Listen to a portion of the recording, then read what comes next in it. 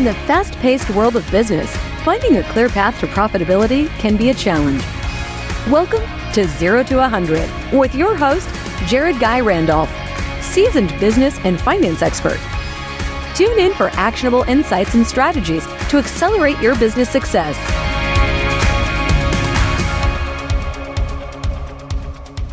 Hello, Accelerators. Today on 0 to 100, I am proud to introduce our guest, Steve Vettorel. He is the co-founder of First Down Financial, a registered investment advisor and an award-winning financial advisor. And we're going to talk about some really key topics, which he calls the 5 pillars of asset protection. Everything from lawsuits to IRS to the stock market and how to hedge against it, long-term care, and most importantly, estate planning. What happens to your estate?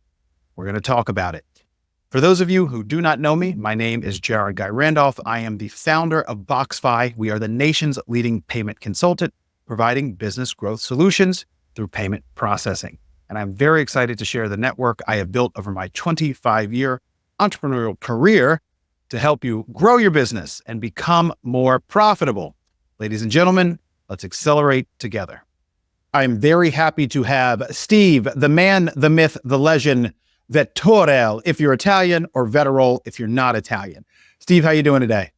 I'm doing great. Thank you for having me, Jared. Awesome. So as a financial advisor and a fiduciary, we're going to have a really interesting call that's going to add a ton of value to our audience of business owners and entrepreneurs. And the first thing that I want to start with, which is a huge pillar, pun intended, of your business, is your 5 pillars of asset protection. Let's talk first about asset protection before we go anywhere else in this conversation.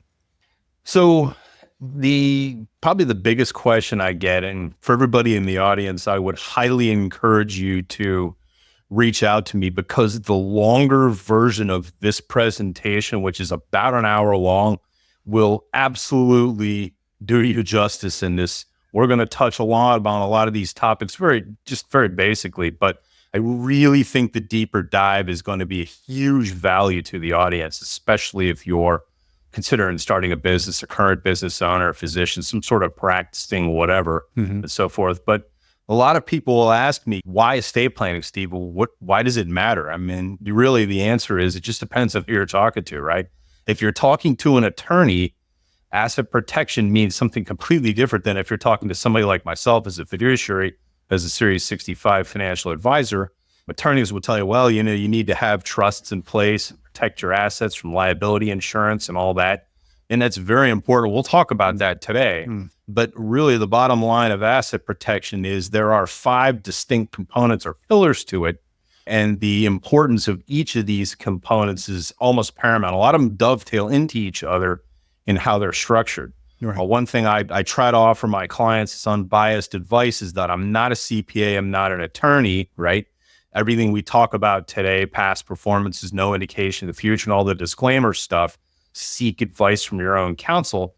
But one beautiful thing I think our clients love about us is that even though we don't practice law, we're not CPAs, we can tell our clients things because we come from 25 years of experience in this arena. So we can shed the light upon different areas that maybe your other advisors wouldn't tell you. And it's almost exclusively related to, obviously, tax savings, long-term care, as we'll go through today, the IRS, and how, we have a big change in tax law coming up at 25. We have the mother of all fights because most of these tax law provisions are sunsetting.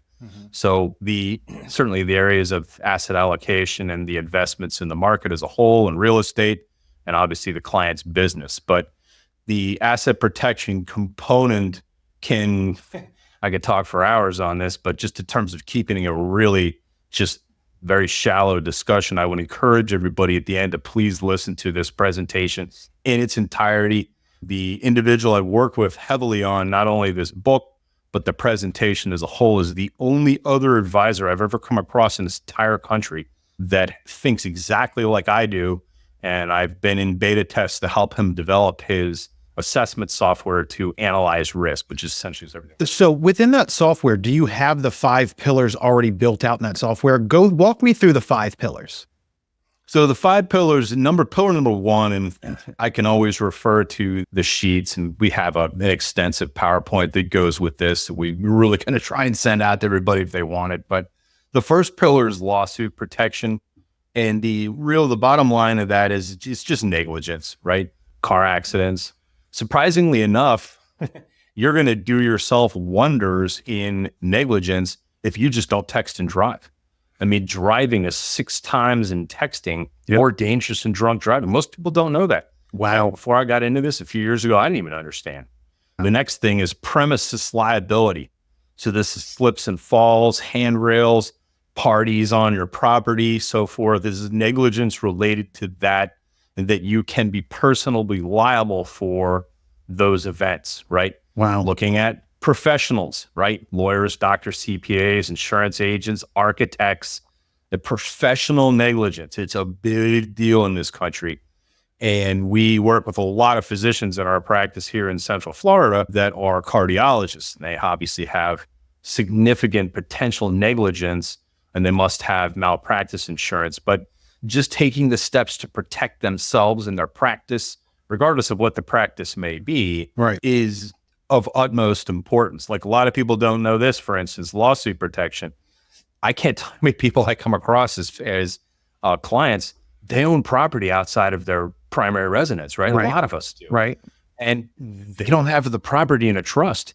They don't have the property in an LLC. I mean, it's just in the name, in many cases, of themselves and their spouse. And that, to me, just blows my mind, because God forbid somebody gets in, some sort of situation, any kind of negligence. I always use the example, somebody getting injured at a party, or God forbid, losing their life on your property. They're going to come after you full bore. So you're saying that your personal, I want to make sure that we're very clear. So let's say you're a business owner and you own a restaurant, and you own multiple restaurants, you own all of your physical locations. If someone were to fall and slip and get hurt, and your insurance doesn't cover enough of that particular situation, that individual who got hurt on your property could sue you and go after your personal real estate? Depending on how the restaurant's structured, yes. There are a lot of forensic attorneys that play in this sandbox, so to speak. And we're fortunate enough to have a few of them as clients.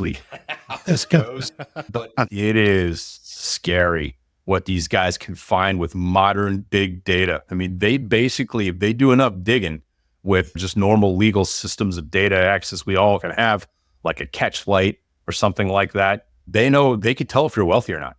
And if they could tell if you're wealthy, and certainly the properties and so forth, so a good asset protection specialist, a financial advisor, will recommend layers of protection in the business or the property or your apartment complex to protect yourself. And it doesn't necessarily mean just, let's just put it in an LLC and it's away from, there's different types of structures that need to be set up, or even a family limited partnership can own some of these assets outside of an LLC.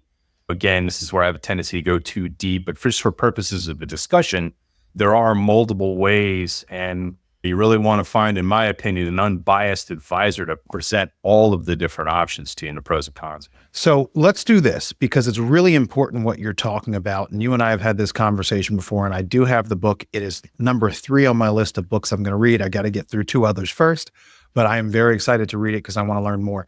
Just run down the 5. So our audience has the 5 key pillars that they need to be looking out for. Yep. So 5 pillars, essentially helping you identify risks that essentially, if unaccounted for, can ruin you financially. So identifying, obviously, the risks is important, but what's equally important is identifying the potential solutions to protect against them. Okay. So pros and cons, so to speak. So I already talked about lawsuit protection, obviously. Pillar 2 is the IRS, so which essentially is your number one guaranteed creditor. And obviously, if many in this country disagree that taxes are going to be going up while we're close to $35 trillion in debt, I would disagree. Taking steps to eliminate income, capital gains, and estate tax. And with a couple of the experts we work with, which are tops in the industry in respect, there are ways to mitigate risk and on property appreciation as well as tax, which is surprising. I'm not talking about a 1031 exchange. Pillar 3, stock market, which we'll spend a little bit more time on in this presentation, but Essentially, it's the byproduct of unchecked investment risk, essentially losing a significant portion of your investable assets. In the next stock market crash, you're basically taking steps to hedge the downside, which is what we specialize in, and asset protection. Pillar 4 is long-term care. Here's a shocker. 69% of people aged 65 and older will need some form of LTC. So these costs can easily exceed $100K a year a person. Must be planned for. The more expensive the state, New York, right, California, the more costly the care is. But there are ways to mitigate those costs, and you don't necessarily have to go out and buy an expensive long-term care policy. I definitely want to make sure that we cover that before. But sorry, I didn't mean to interrupt you. Go to 5. We're going to talk about that. Here. To keep in mind, everybody in this audience, this is a new presentation for us. So, you're all good. Yeah, I know. Remember when Tiger Woods redid his fantastic swing? Everybody's like, "Why did you redo your swing? You're man, got to get better, man. Got to get better." Our presentations here. So, Pillar 5 is estate planning. So most estate plans are not set up correctly, or they're incomplete. The other shocker, and we work with a lot of attorneys closely here. Most people that set up a trust, they don't fund it. That's like 70%. It's nuts. Wow. So essentially it's wasted time, significant expense. And then most importantly, you want to avoid probate. I mean, that's one of the biggest takeaways in the estate planning component. I want everybody to clearly understand probate is public and it is costly. So, and also taking steps with both legal, medical, and financial directives so that unnecessarily cost you estate taxes. Got you. So you actually made a comment, which I think is super interesting, is that the IRS is your first and biggest creditor. Can we talk about some of the strategies that the ultra high net worth use or implement to either avoid or reduce paying their taxes, but they stay compliant with law or tax code? Yeah, so really the key thing is that the IRS, and this is probably one of the few non-arguable things we'll talk about for here, is they're the number one guaranteed creditor. So, and that's every single year. So capital gains taxes, estate taxes, obviously taxes on regular income. But essentially when we're helping clients save money on both current and future taxes, we're doing a form of estate and asset protection. And it just boils down to helping, especially business owners, contribute to retirement plans, save taxes using those contributions through a myriad of different types of retirement plans. And that's a whole other hour's presentation. But just know the real ways to mitigate or reduce taxes out of it. There's also very advanced topics we can go into. So what would you say are 2 strategies that you implement for some of your high net worth clients to reduce those taxes? Like, what are 2 things you would do today for somebody who's starting to prepare for their taxes in 2025? So number 1 would be the Roth conversion. Still viable. It's still just a fantastic way to remove assets from a forced distribution arena, right? Again, more risk right there, right? Your risk is you're paying money, you're being forced to take assets out of the IRA. And this is typically for a client that has, at least for that portion of their wealth, a legacy goal, right? They don't necessarily want it. They want to pass it on to charity or their children or whatever. But the strategy of a Roth conversion is the single most powerful. A lot really don't realize is that, yes, it is converting in his regular income, but if it's done in a structured, tiered process over a period of time, not only are we helping remove that from your estate, because a Roth IRA is never taxed in gains or growth ever, nor are you ever forced to take money out of it. But more importantly, we can actually show you ways to mitigate the income that's needed when you convert to a Roth IRA. So a lot of people are like, well, I want to convert 100 grand a year, whatever the number is, or 300 grand, or if it's $1 million IRA, they may want to convert the whole thing in a 5-year tiered structure. Right. But I don't want to pay the tax. There's actually ways that you could be bonused on what you invest in that will help pay for some of those taxes. Wow. So it's sort of like a Rob and Peter to pay Paul. But in the end, you're converting that asset to a Roth. That is strategy powerful, number 1. Number 2, if you're a business owner, is ways to mitigate taxes due on revenue that the business has, depending on the business, and also protect the business. A lot of people don't realize there's insurance that you can purchase that will protect components of your business against literally 50 different types of loss. One of them being COVID revenue. So a lot of people didn't know there was an actual policy you could have purchased for the business. It's kind of like key person type insurance for, using indexed universal life, more advanced type of life strategies that would actually protect the business from everything from lawsuits, from bad PR, which is a real relevant thing here in terms of risk these days, from lawsuits and going through all the different areas. But that's number two. And then obviously the problem, at least we see, is most clients don't get the correct advice from their CPAs. And it's not the CPAs are, many of them are just exceptional at what they do, but they ride in a very tight lane. Right. And they don't really want to like go outside the lane. They just want to crunch the numbers and do the best for it, but they don't really do a lot of advanced tax planning. So we use individuals like Rocky, who wrote the book. We use individuals like Ed Slott as experts to help us guide the client in other areas of tax efficiency related to income and asset. So there's something that I want to lean into, which you said is business revenue protection. All of our audience are running businesses that have revenue, and they hope that part of that revenue is profit. Otherwise, they would be doing what they do because it's passionful and purposeful. But talk to me about how much something like business revenue protection would cost a business owner that's doing $5 to $10 million in revenue on an annual basis. A lot of that is the really deep discussion. It's going to take a lot longer than what we have time for. Give us the snapshot of like, this is what a potential range could be.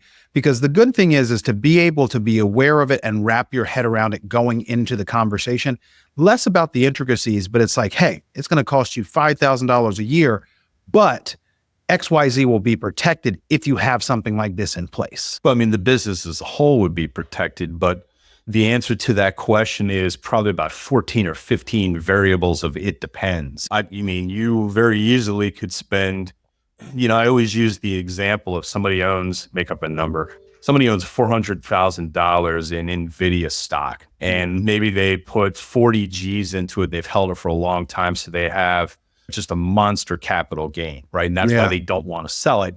There's a strategy out there that will allow us to collar that position, essentially owning the options market, puts and calls to protect that underlying stock position, which is highly appreciated. But at the same time, don't have to sell it. So if NVIDIA gets crushed, the options go way to the moon, even though the stock's gone down, you don't have no tax to sell. It's like insuring a $100,000 car. Yes, the insurance may cost you $2,000 a year on it, but if the car evaporates in an accident, right, the insurance is there to cover the car. It's the same type of concept. Gotcha. Maybe I've explained it a little generically related to an automobile or a stock position, but you can do the same thing for a business.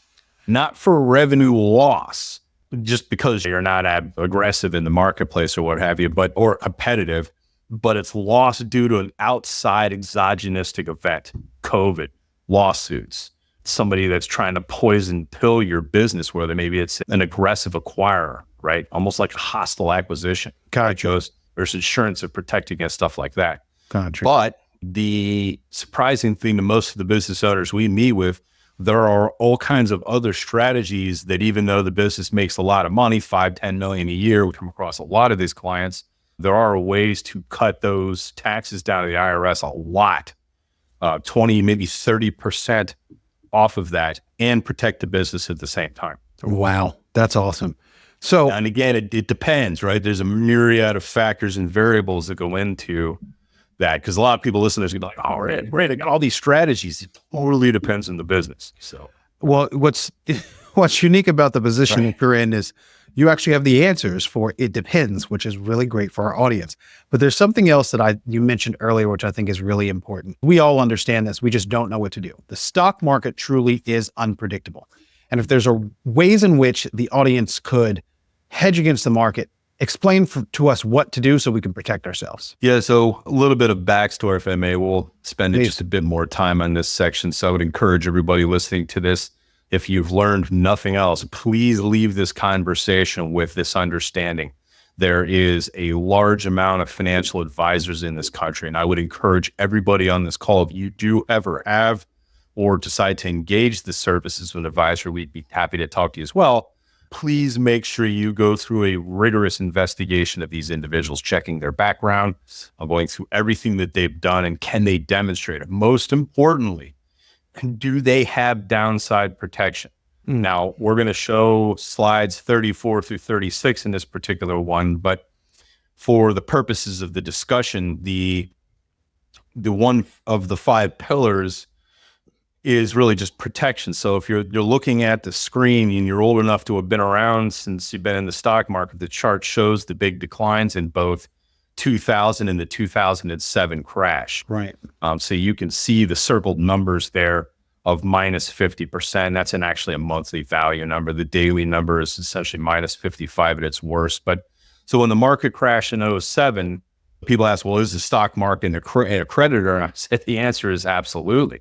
It's a creditor, and it's your goal as an advisor or as an individual managing their own wealth to figure out ways to mitigate the risk. So you hedge that risk to make sure that when there's large drawdowns in the marketplace, you're secure and your assets and the risk associated with them are mitigated. Right. Potentially even eliminated in some cases. So a lot of people are like, well, there's always risk to the stock market. Yes, there is.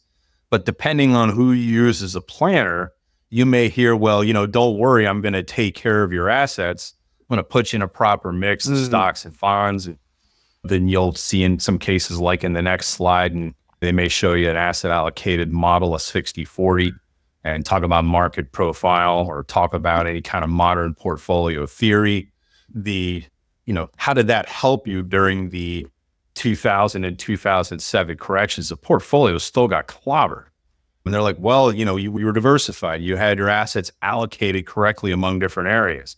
The problem with that is if you're in retirement and your portfolio takes a 30% hit, you're actually drawing income out of it. That's a problem. You have a chance of running out of money depending on the size of the portfolio, obviously. That doesn't strike me as risk mitigation, right?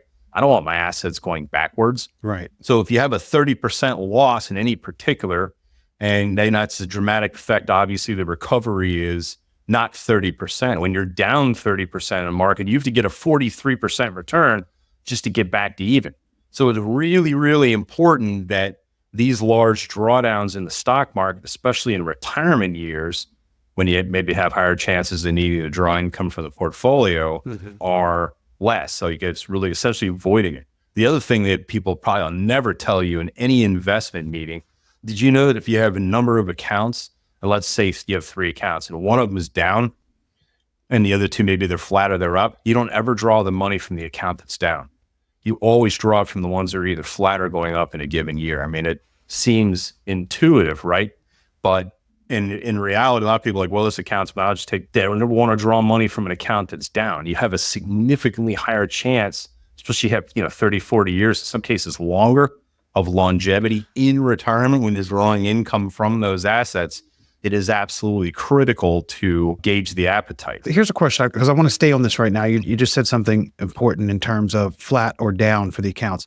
Is there any point in time where you believe that you should just cut bait and run with whatever that stock might be and then reinvest in something else? Like, what will you advise when the market really is just not doing well?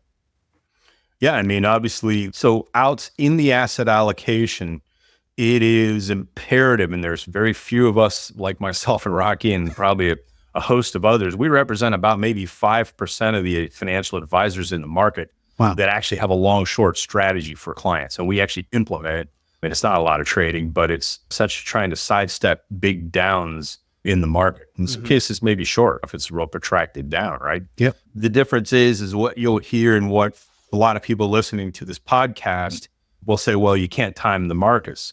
Well, I mean, arguably the 7 or 8 billionaires on the Forbes list, they're hedge fund guys that weren't or I should say they didn't inherit it. They would beg to differ, right? So you kind of can time the markets if you know what you're doing. The difference is you'll never catch the top and you'll never catch the bottom. The most important thing is cutting a swath out of the decline or being on the right side of a lift back out of any kind of bearish period of time. That's where the sort of cut your teeth in portfolio management is earned, in my opinion. So these are the kind of questions you want to have with your advisor. He or she should be able to accurately demonstrate through an entire full market cycle where they would have done for their clients And can they demonstrate it? And compared to this conversation, some of the slides are, I hope you listen to the whole presentation, which we can hook you up with, but that is where it's absolutely going to shake the men and the girls from the boys and the ladies, so to speak, in investing, right? They're going to shake themselves out of the weeds because they can't have a discussion surrounding that. What happens when the market goes down a lot? The answer is you don't want to be in it, right? So have a long short strategy that can mitigate or to participate. There's also very surprising maybe to a lot of clients, we're constantly shocked that many of the advisors that they deal with, they don't present to them some of the risk-free strategies. There's about 6 of them out there that have absolutely no risk to them. So you can make money along with the growth of the market, but there's no downside risk. One of them's fixed indexed annuities, which seems like a bad word to some advisors. I find it nutty that you wouldn't at least show clients because you're bringing a brand new asset class into their allocation across their different So Steve, why wouldn't they show them an option like that? Well, I mean, if you look at my bio, I used to work for Ken Fisher, and he's one of the biggest proponents against annuities. And there's all kinds of material out there that debunks every component he says that's negative. But in the past, pre-2004, if you will, many annuities had fees and they had very little growth. So the argument is, well, they have high fees with no growth, their money's locked up for a period of time. Not the case anymore. So many of them have no fees. A lot of them have as much growth as of the market, and there's no downside risk. So you don't put all your money in any one given investment, right? But why would it not be a piece of your overall pie of your investment allocation? It's amazing. Rocky goes into in the full presentation of this, including the On Point Software Will Show, goes into, there's almost 17 pages in that book. You guys got to put that book up on the... Oh, yeah. By the way, what we link at the end, we'll definitely link your book because not everybody's going to be watching this on YouTube or as video. They're going to be listening to it. We're going to link the book, which I'm excited to read. We're also going to link to the presentation because it really is a value add for people to listen to that. But that was my segue. Go back to what you were saying, Steve. Just call me, not Rocky. I give some crap. And my podcasts have gone further than his. He actually does not. The funny thing is he runs a firm very similar to us here at First Downs. So gotcha. We contract out with different agents and advisors around the country as we do. But we keep that group very small and very specific. But to answer your question, you can invest and, look, past performance is no indication of the future. But the last few years, many of the carriers that we've connected clients with for a fixed indexed annuity allocation, they've had over 14% returns. And there's no risk. And maybe this is a nascent question, Steve. How is there no risk associated with that? And you're still getting a 14%? Because the insurance company contractually guarantees the annuity. So if you're investing with a North American or an Athene or an Allianz, some of the big A+ carriers out there, we deal with probably 100 of them. We're a nationwide firm. But the key really is that unlike a bank, an insurance company must reserve $1. So if you put $1 into an insurance company, by law, they must reserve $1. If you put $1 into JP Morgan as a bank, wow, they're one of the more conservative, well-run in this country. Jamie Dimon, we love him, right? Chase can loan out up to $12 to $17 on that $1. Bear Stearns loaned out 20 to 30, and that's why they blew up right during the financial crisis, or Lehman Brothers. So that leverage in banking is much different than the insurance companies. They cannot. So if you were to Google bankruptcy insurance companies, the last 50 years, the list is small, and it has nothing to do with how the portfolio is run or invested.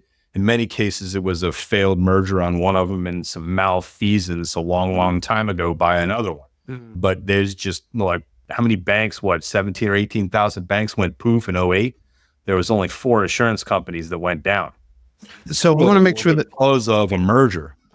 I want to make sure I'm hearing this clearly. An insurance company, if they take in $1 of an investment, they're required to have $1 on reserves.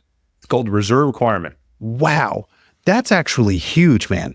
Think about Warren Buffett has how much of Berkshire Hathaway's in insurance companies. There's a bananas amount of his wealth. Yeah. Now, obviously, he owns 2 of these insurance companies. I get it. But he has lots of investments in the North Americans of the world and the Allianzes and some of the bigger names out there. There's 7 or 8 in this country that are very, very well respected.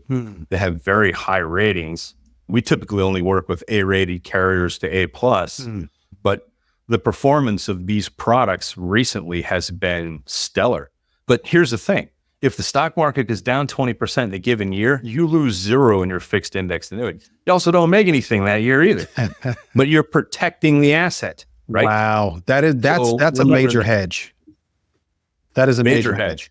So outside of that, since you don't put all your money in annuities, but outside of that, the stock and bond portfolios that we allocate for clients or whatever advisor they seek out, make sure that they have a long, short risk mitigation strategy for those components of the portfolio. We use Charles Schwab to custody in our case, but regardless of the brokerage firm or whoever, just make sure these advisors can demonstrate to you accurately, and many of them won't be able to, and this is where you're going to trip them up.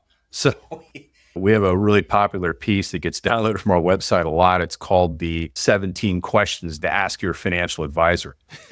Awesome. And the funny thing is I tell every client, turn every one of those questions right around and start asking us too. Right. That's the point of it. So as we're getting a taste of your expertise, and it's deep, and I know that you can definitely go even more in depth, which also is awesome because your knowledge base is very deep. I want to touch on something that is very important that a business owner, which are our audience, a business owner, an entrepreneur, really needs to think long and hard about in their professional and personal lives. They work so hard. And whether they're looking for an exit, they want a family member to take over, they want to multiply or scale the business. It's once you get to a certain age in your life, making sure that your needs are met after you've served your business for so many years. Talk to me about long-term care and how to properly put that in place. And frankly, when you should be putting that in place. Yeah. So the most important thing that probably is, and this is just a slide we show a lot in all of our presentations. We're actually doing one in Central Florida in front of a large equestrian society in the middle of the state here this week. But for many long-term care expenses, and this is directly off the slide, but for many long-term care expenses, be one of their largest expenses in retirement, obviously. On average, 69% of people ages 65 or older will need some form of LTC.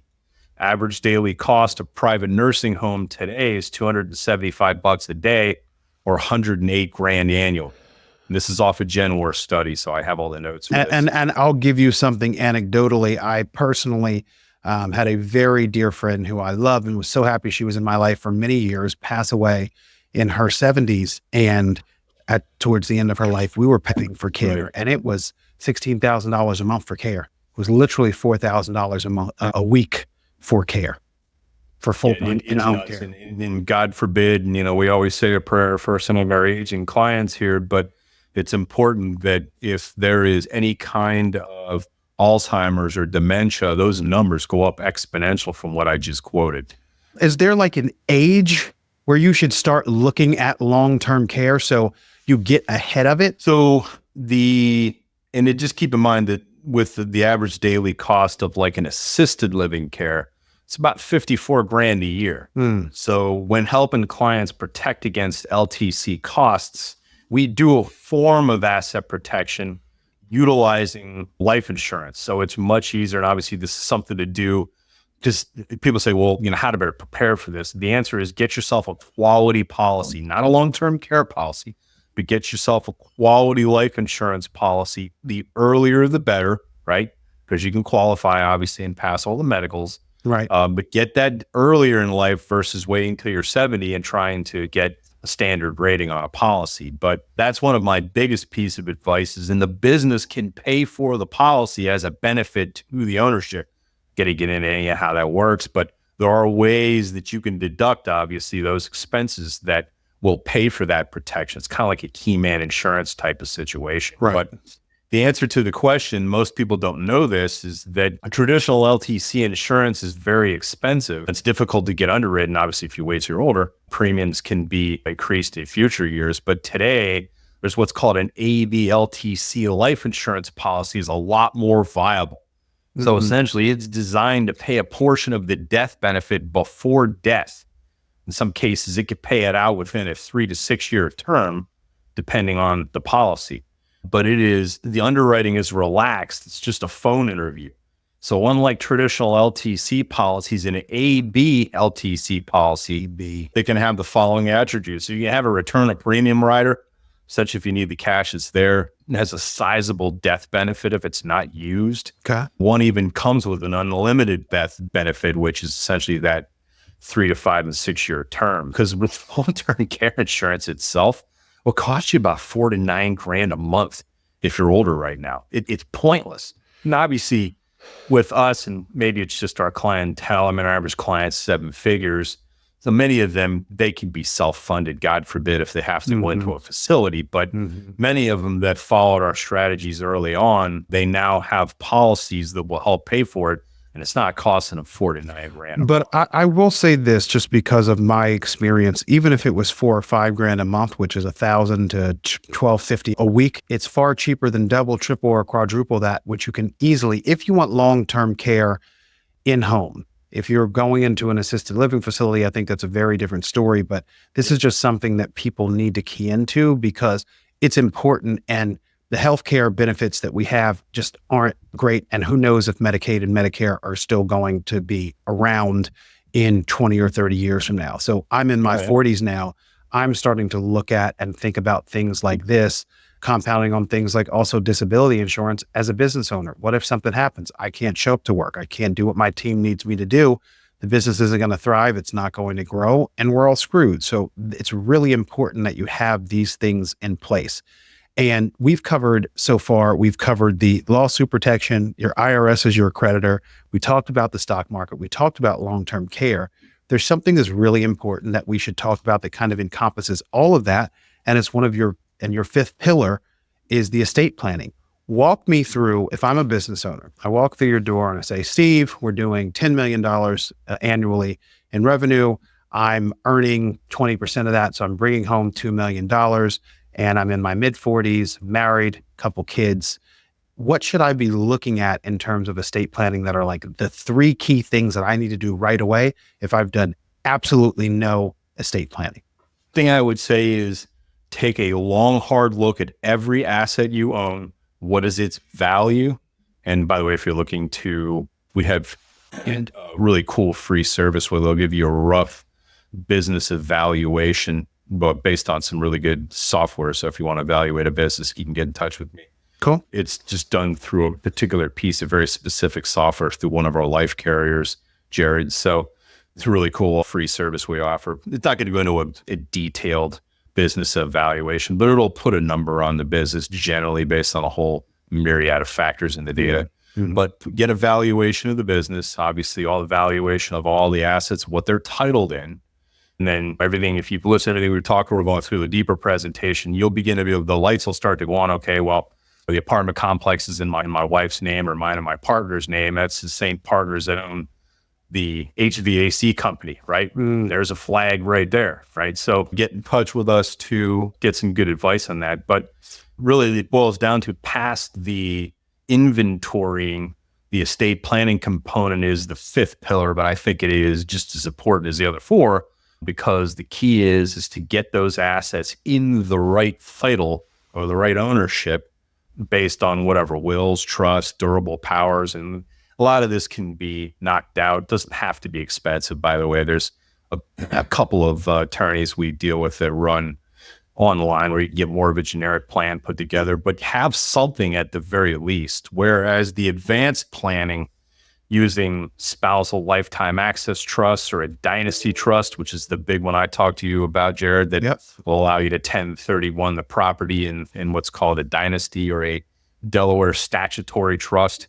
That's a lot deeper of a discussion, but it's protecting the wealth that you've grown. Gotcha. Or a key man policy. As another big thing is if you've got 2 partners that run a construction company, equal weights of greatness in what they do, and God forbid one's not with them, what are they going to do with, we just had a case like this in Miami of a large concrete construction company. One of the brothers was killed in a car crash. Oh, no. And the huge key man policy they bought paid off the wife and had money to recruit in another expert to fill what I find is really, you can't fill this guy's shoes. He was that good at what he did. He built a lot of the high-rise condos in Miami. Wow. But essentially it took the place of the one partner took the place of the missing partner, and the family didn't have to force the other partner to sell the business and turns into a big mess. So that is probably one of the more powerful stories I have in estate planning, but it's also asset protection as well, right?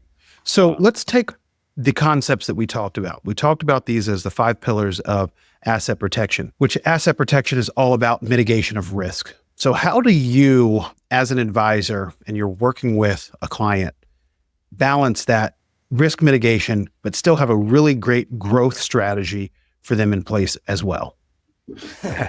That's one of the proofs in the pudding, right? So I use a lot of F1 references because I'm a big F1 race fan. You got the track, right? You got your team, you got all the computer system, you got the cars, the engines, the drivers, you got all the experts in the pit crew, and it takes sort of like a whole plan to put it together. Right. You may have the greatest team on the track, but if you haven't tested out certain components of the risk related, you may wind up crashing in turn one, right? Very true.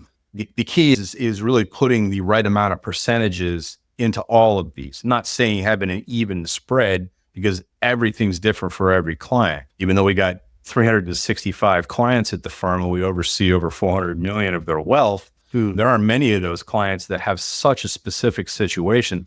They have their own portfolio, right? But all we can do as advisors is to present quality options, introduce our clients to some of our top partners in the fields in this area, and let them make the choice. And us is sort of help them guide the ship. But the most important thing is take action. Because if you've learned nothing from all these stats, there's so many people out there. There's an overwhelming percentage of business owners out there have no planning at all, like zero. Yep. But they put a ton of time into the business, and hey, God love you. You've done a great job. Love the capitalism and all that goes along. I think it's fantastic. I would challenge y'all to take it to the next step and bring some planning into your next phase. Awesome. Now, Steve, before we go into our fun rapid fire question section, which Steve doesn't know these questions, so they're going to be new to him. Tell me a little bit quickly about how you guys are incorporating AI into your business. In our particular case, it's really saving me time. So we use WealthBox as our CRM. It's one of the preeminent ones for financial advisory firms. Cool. WealthBox has a integration called Jump AI. You can Google it. It's pretty slick. Jump AI actually it's a note taker in Zoom or in Microsoft Teams, whatever your particular thing is.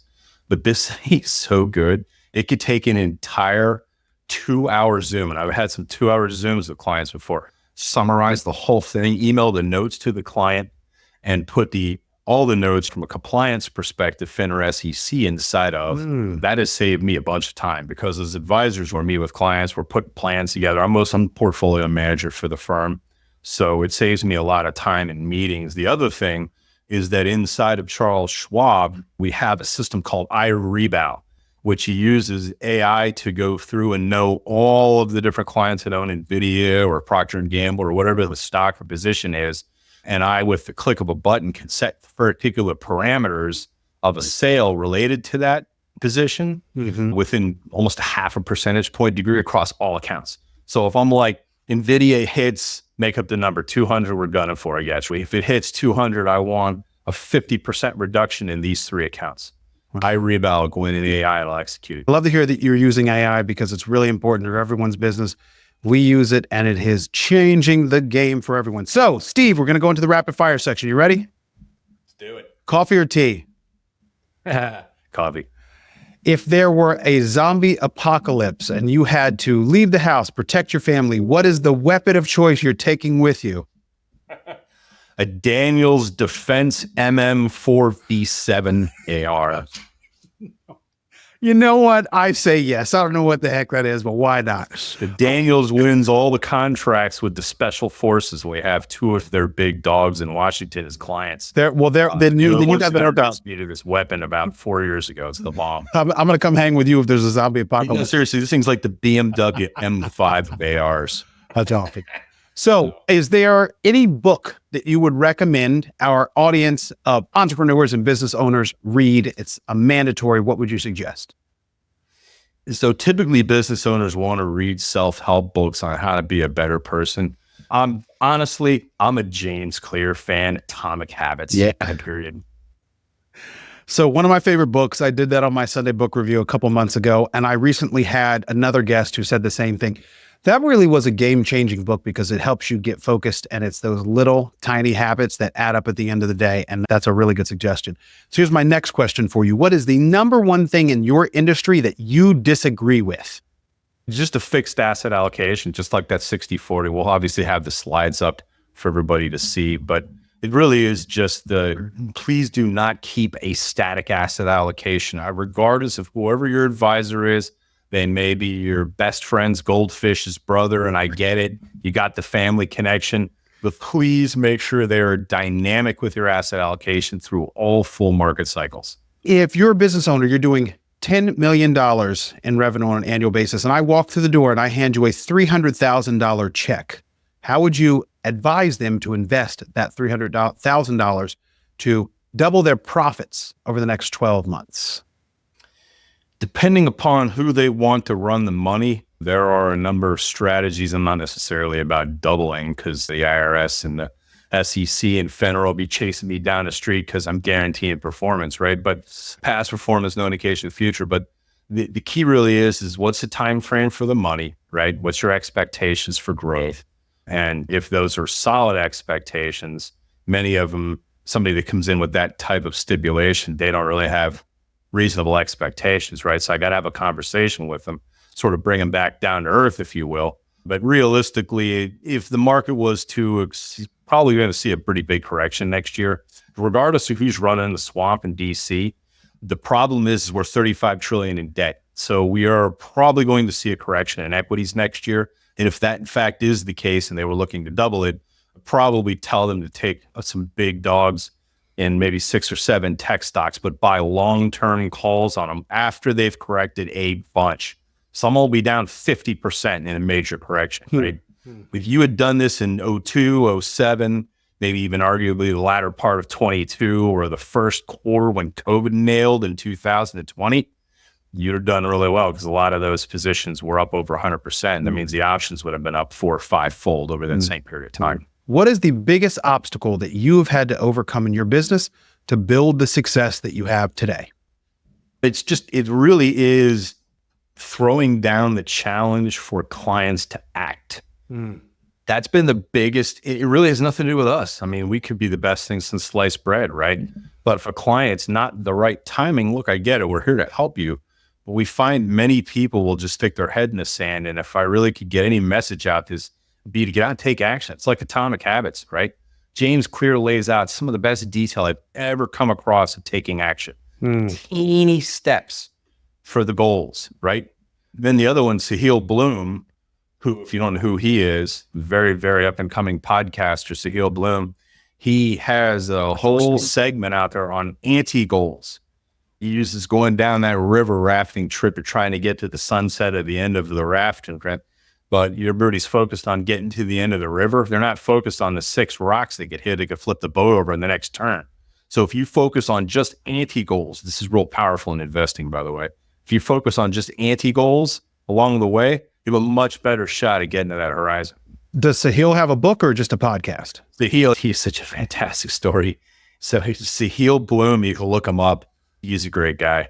He was an NCAA massive baseball player that completely blew one of the biggest title games in NCAA history, and he never made it in the majors because of it. Wow. I'm going to leave it with that because everybody's going to be like, oh my God. I'll make sure that the audience follows up with that. So as we wrap, Steve, tell the audience where they can connect with you the easiest. Yeah, it's just Steve at firstdownfinancialinc.com. Would be the best thing to do. Send me an email. I'm ridiculously responsive and, as Jared knows, ridiculously organized. So we're back to them pretty quick. Steve Vettorel, thank you so much for joining us on 0 to 100. Thank you, Jared. Appreciate everybody's time. Thanks for tuning in to 0 to 100 podcast. We hope you feel inspired and ready to accelerate your business. Remember, your journey to success starts with a single step. Keep learning, keep growing, and keep striving for greatness. For more resources and show notes, visit jaredguyrandolph.com. We'll see you next time.